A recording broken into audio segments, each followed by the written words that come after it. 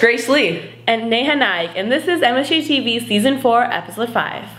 You know, Neha, I think the world just got a little greener. Oh, I noticed that too. I wonder why. Well, Green Club has been doing an awesome project. Oh, wait, what's their project on? Why don't we ask Harun Rashid, the guy who's behind all of this?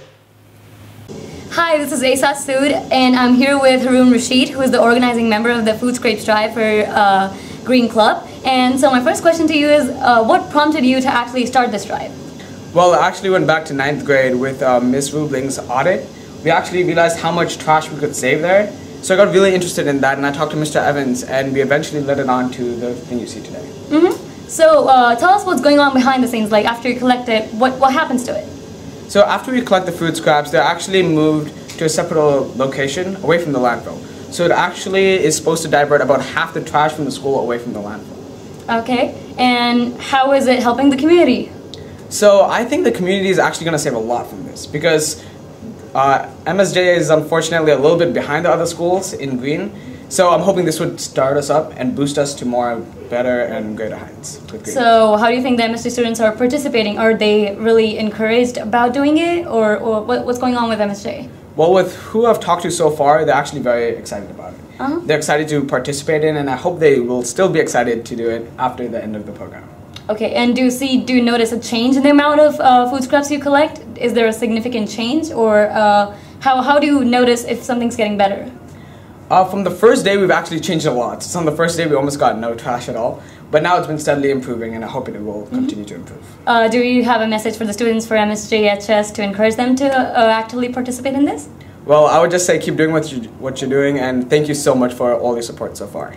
Thanks a lot, Harun, and thanks for watching. This is MSJTV. I'm Asb with Harun Rashid. Grace! Grace! Grace, what's wrong with you?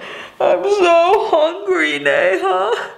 You should have gone to Snowflake then, the new Taiwanese shaved ice place in Pacific Commons. Or you should have gone to see Les Mis, the new movie that just opened, and eaten some popcorn.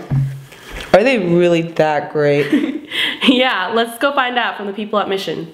I liked Les Mis because I liked the storyline and I liked the plot, and I thought it was really good. The singing was really good. I thought the singing was a little unnerving at first, but after a while I got really into the movie. It had a good storyline too. Oh, so I thought Les Mis was pretty good, and it was really touching, and when we were watching it, like, there was a lot of people just like crying in the background. It was a really good movie. You guys should watch it. Les Miserables was a very thrilling movie. The great acting, first of all, the cast was absolutely amazing, and the great acting and beautiful singing really captured my heart from beginning to end. I really like Les Miserables, and it made me cry because it was really emotional. At first, I was kind of confused because it was a musical, and this is the first musical that I've really watched, but I really liked it, and I'd recommend everyone to watch it. It's very good. I feel like Snowflake's food is a little overpriced, and their service could use some work, but otherwise it's a nice replacement to Yo Swirl. The place is really fancy. It had really cool teacups and had really fancy food that I've never eaten. Yeah, it's a pretty cute place. They have good taro milk tea. It's a bit overpriced, but I still like my strawberry flavored drinks, so every time, I've only been there like 3 times, I only got the strawberry shaved ice. Grace, look, we just saved the t-shirts.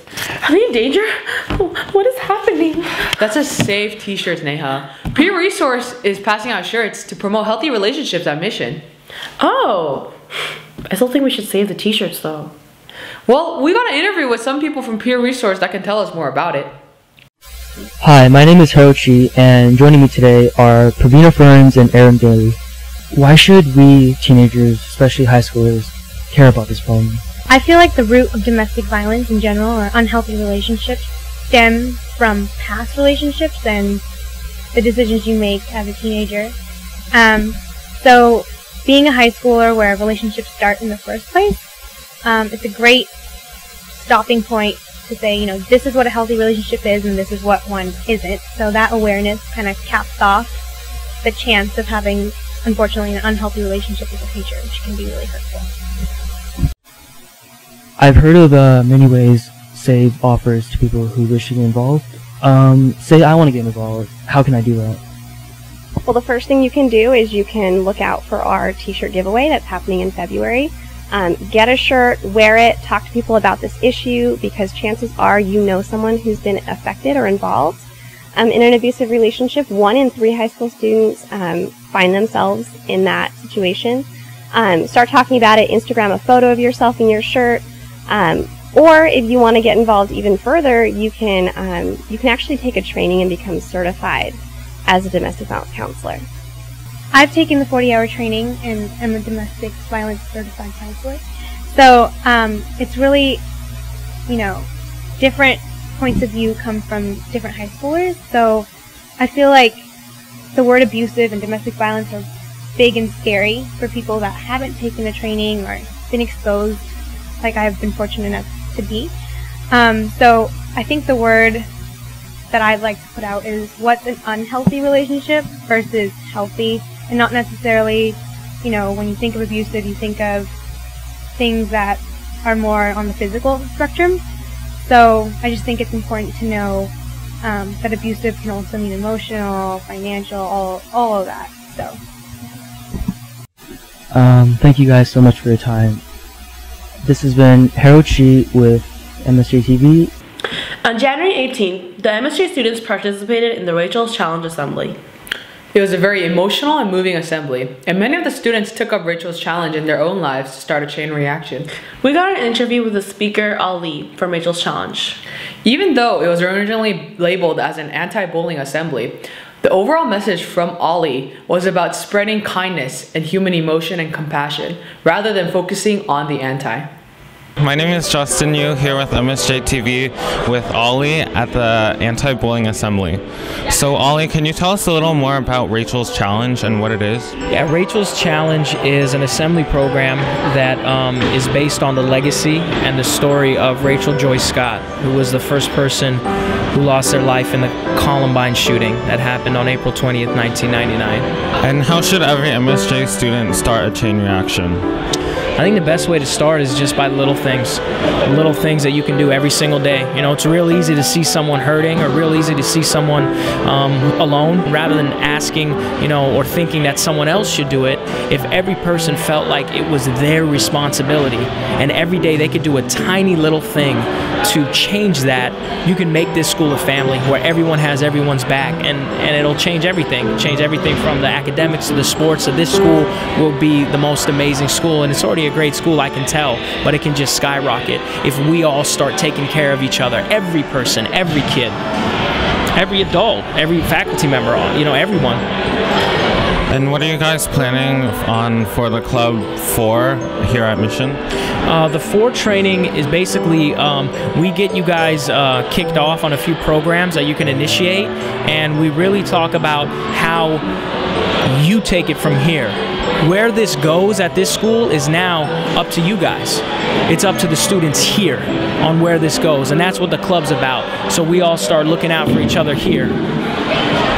And what would you like every MSJ student to take out of this assembly today? Just know that you can make a difference. You really can. You know, and those little things that you think maybe no one notices, they notice. People notice, and people care. Whether it's the person at the grocery store, the person at Starbucks, or a student here, just do something, and you're going to change someone's life. That's all Rachel did. Especially after the shooting that occurred in Sandy Hook Elementary School in Connecticut, school administration and government officials have considered increases in gun control legislation. Should teachers be armed, and should there be an increase in gun control? We asked the students and teachers of MSJ to find out. Stricter gun control laws really haven't affected our safety too much. Like, if you look at it, having less guns doesn't necessarily mean more safety. Yeah, I think gun control laws should be less stricter, and in fact I think that, you know, there'd be far less crime if people were just more or well trained with their rifles. People who actually want to kill somebody will kill, so it doesn't really help. I think that the guns should be legalized. They shouldn't be banned. Otherwise, the crime rates would soar, like in Britain and in other places where there's a lot of guns. I'm opposed to teachers having guns in the classroom. I don't know that with my personality I could ever control a gun in a way that would be safe. I don't know how that would ever be funded. I'm philosophically opposed to that because I'm not willing to give up the innocence I feel our students still have and our country still has. So I think maybe that we should just have like specific teachers in each wing that have guns just in case a random person comes with a gun, so like for protection sort of. I'm not in favor of more guns on campus. I feel pretty secure with the school resource officer we have, and I think they've done a good job in the past, and the administration, when we have had a situation, has let us know what's going on. I don't think so, because I mean you can never know when a person might explode, so I don't think teachers should be armed. And now Walter Yu with sports. Take it away, Walter. Hi, I'm Walter Yu with their monthly sports update. On January 22nd, girls soccer played a dominating match against Irvington and won 4-0. Their next home game is today against Kennedy. On January 18th, boys soccer played a very close match against Washington and tied a game 1-1. And on January 23rd, boys soccer beat Irvington 1-0. Their next home game is on February 6th against Monroe Catholic. Girls basketball played a very close match against Monroe Catholic on January 22nd. They beat Monroe 47-44. And on January 24th, they played a very close match against Logan also and won the match 38-34. Their next home game is on February 8th against Kennedy. And this month's highlight is on boys basketball. On January 18th, boys basketball beat Kennedy 84-71. The next home game is on February 4th against Newark Memorial.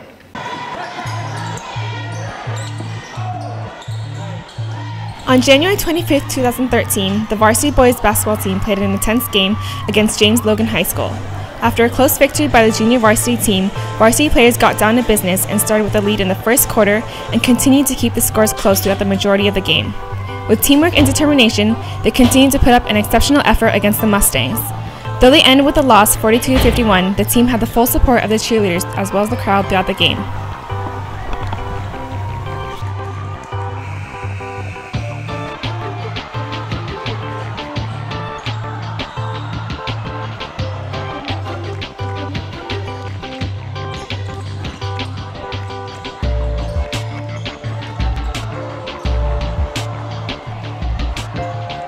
And for the last time, I'm Walter Yu with the sports update. And now on to Asb Announcements. Hi, my name is Monica. I'm Nihar. I'm Grace. And I'm Neha. And we all hope you had a great first semester. Welcome to second semester. Okay, so Multicultural Week is coming up soon. So the meeting for performers is today during lunch in N7. The meeting for clubs who are going to sell food is tomorrow in N7 during lunch. MSJ is expanding the Legacy Brick project between the B Wing and the C Wing. Get your brick now for $75, and you can also donate $25 of the proceeds to a club of your choice. The 4th annual basketball tournament starts this Tuesday, January 29th.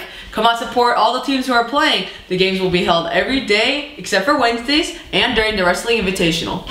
Ever wonder who you would match up with on eHarmony? Well, now you can see yourself.